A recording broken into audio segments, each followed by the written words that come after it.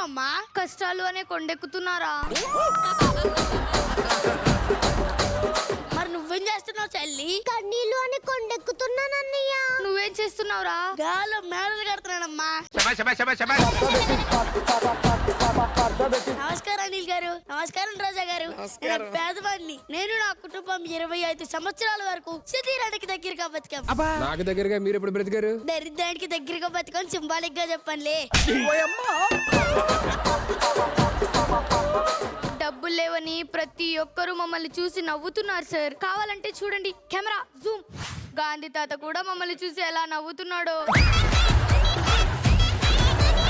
అనిల్ గారు, నేను మీకు కనబడుతున్నానా? కనపడట్లేదురా.